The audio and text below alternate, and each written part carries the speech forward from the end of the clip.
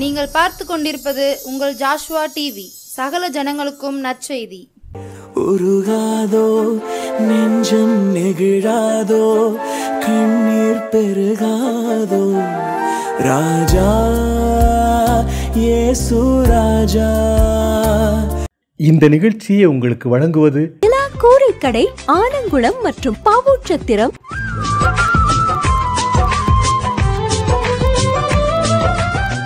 Joshua TV நேயர்களுக்கும் இயேசு கிறிஸ்துவின் அன்பின் வாழ்த்துதலை தெரிவித்துக் கொள்கிறோம். இந்த 2 நாள் செய்திகளுக்காக அதிகாலையினால் உங்களை காணொலி மூலம் சந்திக்க மிக்க மகிழ்ச்சி அடைகிறோம். சோமல்லாமா ஆண்டவரே, நன்றியோடு துதிக்கிறோம், சோதரிக்கிறோம். ஆண்டவரே, ஒரு விஷயம் ஆண்டவரே, இந்த வார்த்தை அப்பா அந்த பிள்ளைகளோட இருதயத்தில் அப்பா கிரியை செஞ்சு அதன்படி வழி நடக்க கிருபை செய்ய ஆண்டவரே. அப்பா அந்த 2 நாட்களுக்காக சமூகத்தை நோக்கி பார்க்குறேன் ஆண்டவரே. அப்பா வார்த்தை எங்களோடு வெளிப்படுவதாக, கர்த்தருடைய வல்லமை வெளிப்படுவதாக. அப்பா இம்மட்டும் காத்த எபனேசரே துதிக்கிறோம்பா, இனி காத்தோடி நடத்துங்க. இயேசு கிறிஸ்துவின் ஜெபிக்கிறோம் நல்ல பிதாவே, ஆமாம். வாசிக்கலாமா? யோவான் 19வது அதிகாரம் 30வது வசனம். இயேசு காடியை வாங்கின பின்பு முடிந்தது என்று சொல்லி தலையை சாய்த்து ஆவியை ஒப்பு கொடுத்தார். பாருங்க, ஏசப்பா சொல்றாரு, தலையை சாய்ச்சி ஆவி என்ன செஞ்சாரு? பிதாவிட்ட ஒப்பு கொடுத்துட்டாரு. அவருடைய சித்தத்தை செய்யறதுக்கு என்ன செஞ்சாரு? இந்த பூலோகத்தில் என்ன அப்படின்னா, அந்த பாவங்களும் அக்கிரமங்களும் என்ன செய்ய அநேகமாக பெருகிருச்சு அப்படின்னு சொல்லி அந்த பழைய ஏற்பாட்டு காலத்தில் என்ன செஞ்சுருக்கிறாங்க? பலி என்ன செஞ்சுக்கிறாங்க? கடாப்பலியும் புறாப்பலியும் என்ன செஞ்சுக்கிறாங்க? காணப்பலிகளையும் செலுத்திகிட்டே இருக்கிறாங்க. அப்போது அது என்ன செய்யணும்? அது நிவர்த்தி ஆகலை, அந்த பாவம் நிவர்த்தி ஆகலை. என்ன செய்யணும்? அப்போ ஒரு முடிவு எடுத்துட்டார், பிதாவான ஒரு முடிவு எடுத்துட்டு சொந்த குமாரனே என்ன செஞ்சுருவோம்? பலியாக கொடுத்துருவோம் அப்படின்னு சொல்லி தான் ஏசப்பா இந்த பூலோகத்துக்கு அனுப்பி என்ன செஞ்சுக்கிறாரு? நம்ம பாடுகளுக்காக, நம்ம வேதனைகளுக்காக, நம்ம சஞ்சனங்களுக்காக என்ன செஞ்சுக்கிறாரு? இந்த பூலோகத்துக்கு அனுப்பியிருக்கிறாரு. தான் சொல்கிறாரு, அவர் சிலுவையில் அடித்து என்ன செஞ்சார்? காடியை ஒப்பு கொடுத்து எல்லாம் முடிந்தது. என்னென்னா அவருடைய நோக்கம் என்னென்னா, அவர் இங்கே பூலோகத்துக்கு வந்ததே என்னென்னா, பிதாவின் சித்தம் செய்யதே எனக்கு போஜனமாக இருக்குன்னு சொல்லி வேதத்தில் தெளிவாக எழுதி வைத்திருக்கிறாரு. பிதாவின் சித்தம் என்னென்னா, பாவம் என்ன செய்யணும்? பெருகிருச்சு, அந்த பாவம் என்ன செய்ய? நிவர்த்தி ஆகணும். அப்போ என்ன? இவருடைய ரத்தம் சிந்தப்படணும். இவர் ரத்தம் சிந்தப்பட்டுருச்சுன்னா அந்த பாவங்கள் என்ன செய்ய? நிவர்த்தி ஆயிரும். ரெண்டாவது என்னென்னா, பிசாசுகளை துரத்துன்னா அவருடைய ரத்தம், ஏன்னா சத்துருக்களை வல்லமைகளை நிர்மூலமாக்கணும் அவருடைய ரத்தம், சாத்தானுடைய திட்டங்களை அதமாக்கணும் அவருடைய ரத்தம். அவருடைய ரத்தம் இந்த பூலோகத்தில் சிந்தப்படும் போது தான் இந்த சாத்தானுடைய ஆதிக்கங்கள்லாம் என்ன செய்யணும்? நிர்மூலமாக்கப்படுறதுக்கு தான் அவருடைய ரத்தம் இந்த இடத்துல சிந்தப்படும். அதுதான் சொல்கிறாரு, ஆவியை ஒப்பு கொடுத்துன்னு காடியை ஒப்பு கொடுத்தேன் அப்படின்னு சொல்கிறாரு. ஆவியை ஒப்பு கொடுத்த உடனே என்ன செய்கிறாரு? எல்லாம் முடிந்தது. என்னென்னா அவர் என்ன செய்ய? என்ன அனுப்பின வேலையை நான் செய்து முடிச்சுட்டேன், எல்லாமே முடிஞ்சது அப்படின்னு சொல்லி வேதத்தில் தெளிவாக சொல்லப்படுகிறது. அவர் எதற்காக இந்த இடத்துக்கு வந்தார் அப்படின்னா, ராஜ்யத்தின் சுவிசேஷம் அறிவிக்கப்படணும், பிசாசின் கட்டுகள் இருக்கலாம் விடுதலையாக்கப்படணும், மூங்கள் முறிக்கப்படணும், சாப கட்டுகள் முறிக்கப்படணும், ஜனத்தை விடுதலையாக்கி ராஜ்யத்தின் சுவிசேஷம் அறிவிக்கப்படணும். அறிவிக்கப்பட்டு என்ன செய்ய? வருகையின் காலத்தில் எல்லா ஜனமும் என்ன செய்யணும்? ராஜ்யத்துக்குள்ளே என்ன செய்ய? ராஜ்யத்துக்குள்ளே என்ன செய்யணும்? பிரவேசிக்கணும். அப்படிங்கிறது தான் என்ன செய்ய?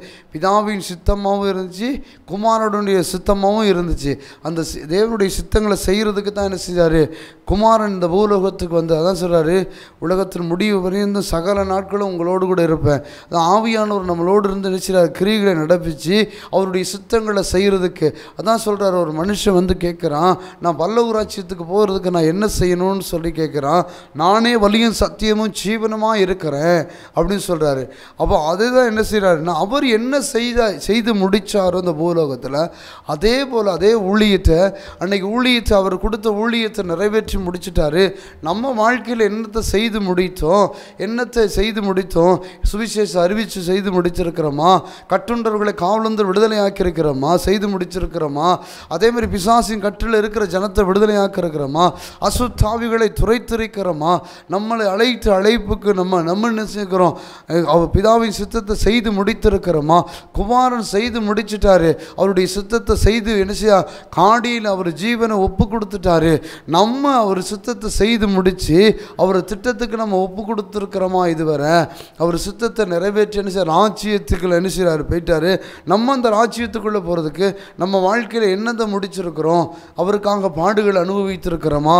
அவருக்காக வேதனைகள் அனுபவிச்சிருக்கிறோமா? அவருக்காக சஞ்சலத்தை அனுபவிச்சிருக்கிறோமா? அவருக்காக என்ன செய்ய தூஷணப்பட்டிருக்கிறோமா? அவருக்காக நம்ம தூக்கி எறியப்பட்டிருக்கிறோமா? நம்ம வாழ்க்கையில் என்ன செஞ்சுருக்கிறோம்? நம்ம ஒன்றுமே சரி. அதான் சொல்கிறாரு, நான் தாகமாக இருக்கிறேன், நான் தாகமாக இருக்கிறேன்னு சொல்கிறாரு. அவற்றை ஜீவ தண்ணி இருக்கிற அந்த தண்ணியை குடித்தா தாகம் உண்டாகாதுன்னு சொல்லி வேதம் சொல்லப்படுகிறது. அவர் எது மேலே தாகமாக இருந்திருக்காரு தெரியுமா? அவர் என்ன செஞ்சுக்கிறார்? ஆத்மா மேலே தாகமாக இருக்கிறேன். ஒரு ஆத்மா கூட என்ன செய்யக்கூடாது, இந்த பூலோகத்தில் கெட்டு போயிடக்கூடாது. எல்லா ஆத்மா கூட என்ன செய்யணும்? பல்லவ ராஜ்யத்துக்குள்ளே வரணும். என்ன செய்கிறார்? ராஜ்யத்துக்குள்ளே வந்துடணும் அப்படிங்கிறது தான் அவருடைய நோக்கமாக இருந்துச்சு. அதுதான் சொல்கிறாரு, நான் என்ன செய்கிறேன்?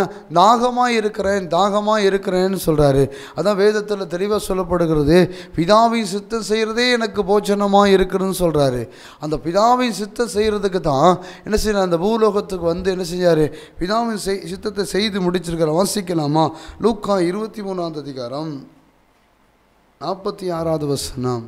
இயேசு, பிதாவே, உம்முடைய கைகளில் என் ஆவியை ஒப்புவிக்கிறேன் என்று மகா சத்தமாய் கூப்பிட்டு சொன்னார்.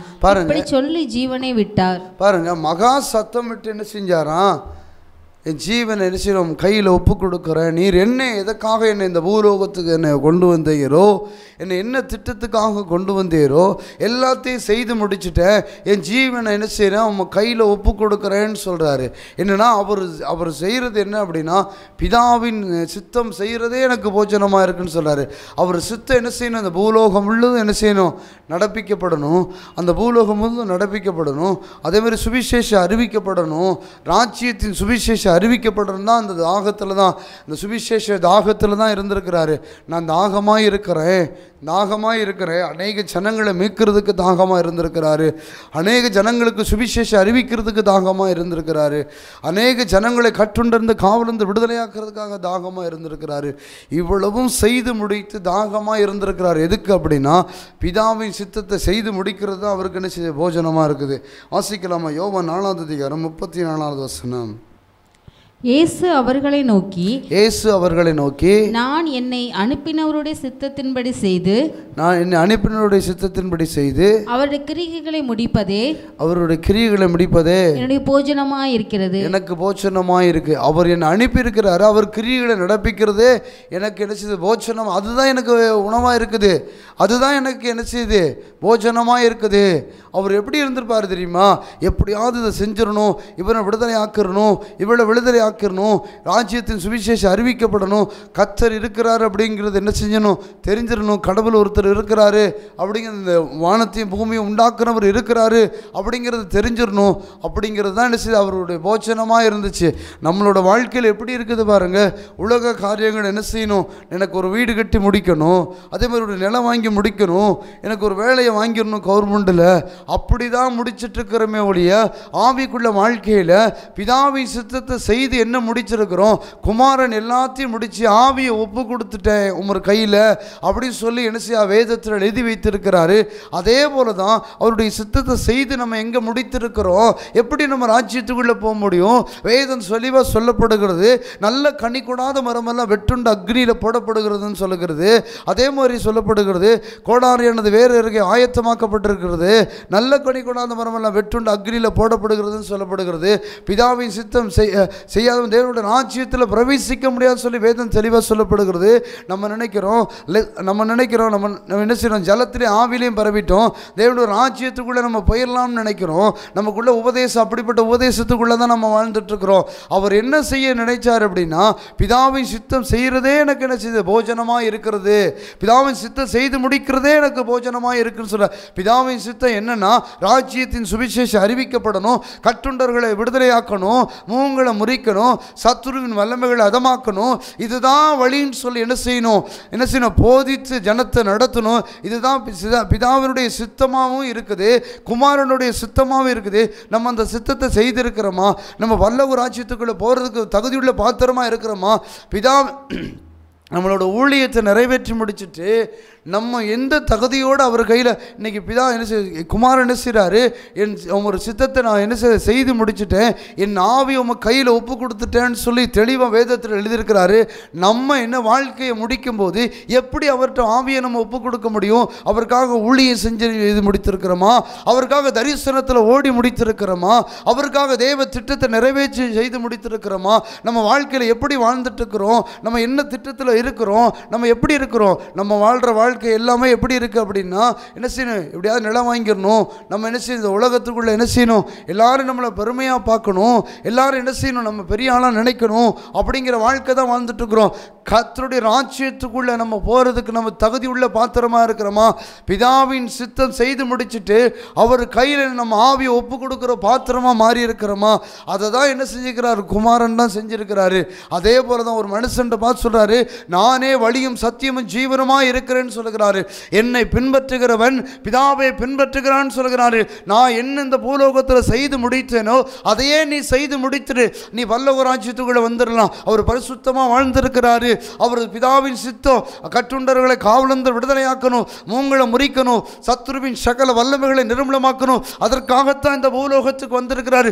அதே போல தான் நம்மளை தாயின் கருவில் உருவாதுக்கு முன்னே, அவனை தாயின் கருவு உலக தோற்றத்துக்கு முன்னே அந்த கர்த்தருடைய சித்தத்தை நிறைவேற்றுறதுக்கு தான், செய்து முடிக்கிறதுக்கு தான் ஆண்டவர் உங்களை என்ன செய்கிறார்? முன்குறித்திருக்கிறாரு. அதான் சொல்றாரு, உலக தோற்றத்துக்கு முன்னே உன்னை முன்குறித்திருக்கிற, தாயின் கருவில் உருவாதுக்கு முன்னே உன்னை முன்குறித்திருக்கிற. எதுக்குன்னா அவர் சித்தங்களை செய்து முடிக்கிறதுக்கு.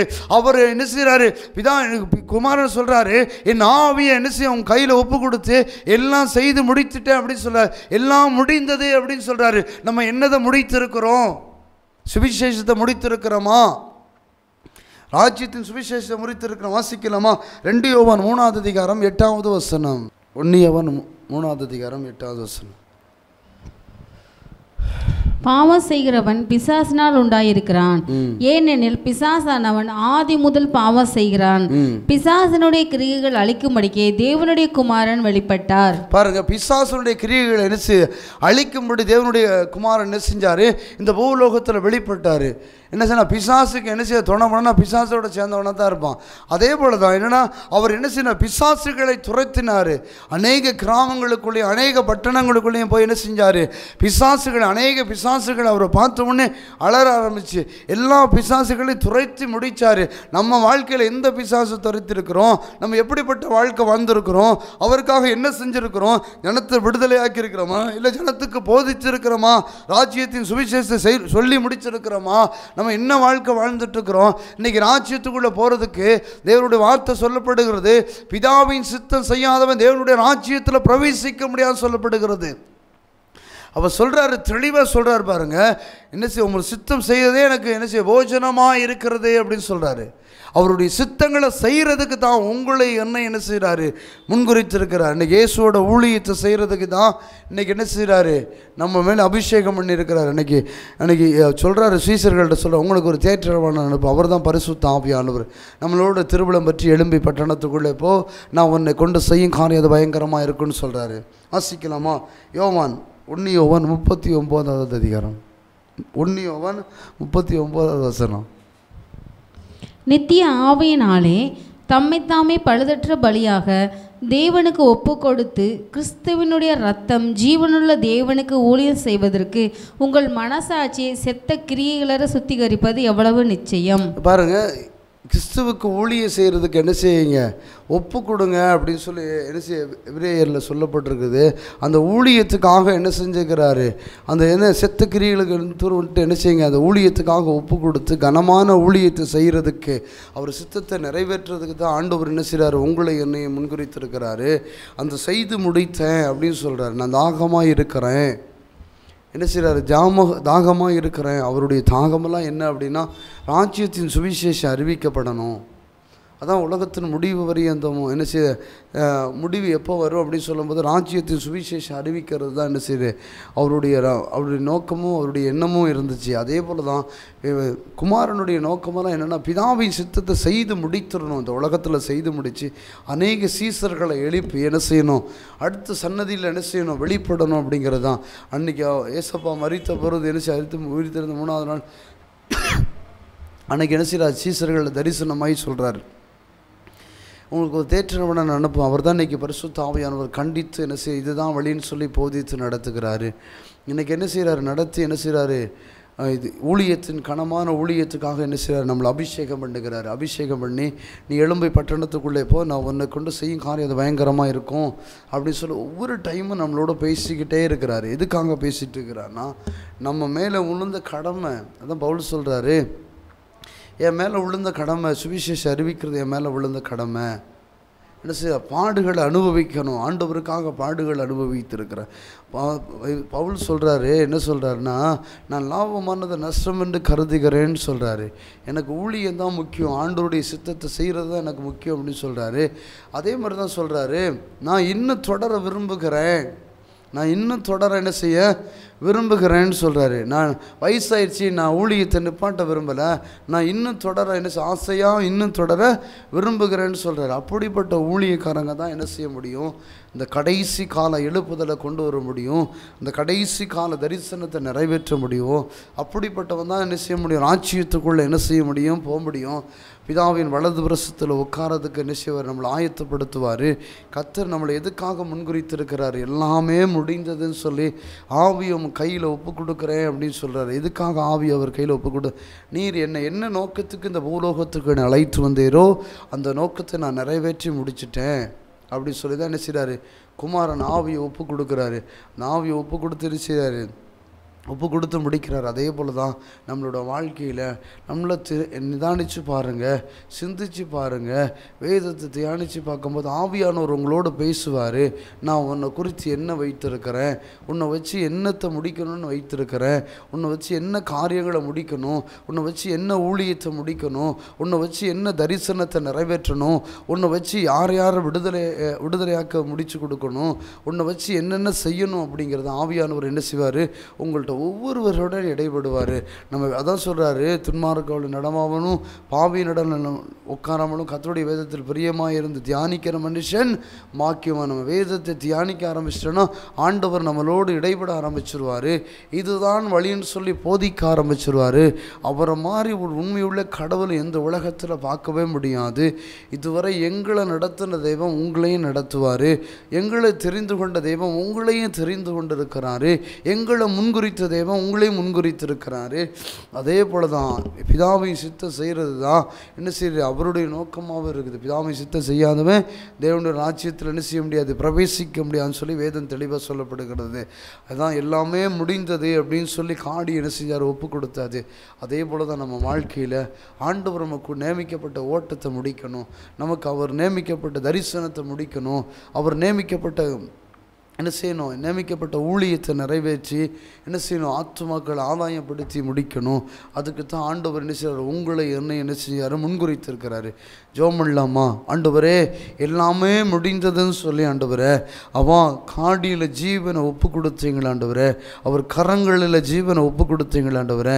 அவன் அந்த வார்த்தையை கேட்டுட்ருக்கிற ஒவ்வொரு பிள்ளைகளுக்காக சமூகத்தில் வருகிற ஆண்டவரே, யார் யாருக்கு தரிசனத்தை முடிக்கணும்னு வைத்திருக்கிறீங்களோ, தெய்வ திட்டத்தை முடிக்கணும்னு வைத்திருக்கிறீங்களப்பா, யார் யாருக்கு வைத்திருக்கிறீங்களப்பா, அந்த ஒவ்வொரு பிள்ளைகளையும் உங்கள் கரத்தில் ஒப்பு கொடுத்து ஜெபிக்கிறாண்டவரை நீங்கள் ஆசீர்வதித்து பலப்படுத்திய கிறிஸ்துனாலே எல்லாம் செய்ய பலன்னு சொன்ன வார்த்தையின்படி ஜெபிக்கிறாண்டவரை இம்மட்டும் காத்து வினசரேமை துதிக்கிற ராஜா, இனி காத்து வழி நடத்துங்க. ஏசு கிறிஸ்துவனை ஜெபிக்கிறோம் நல்ல பிதாவே, ஆமென். நண்பர்களாய் குடும்பமாய் கொண்டாடி மகிழ நிலா கூரை கடை வாங்க. நமது நிலா கூரை கடை ஆலங்குளம் மற்றும் பாவூர்சத்திரத்தில் உள்ளது. மதியம் மற்றும் இரவு உணவுக்கு சிறந்த இடம்.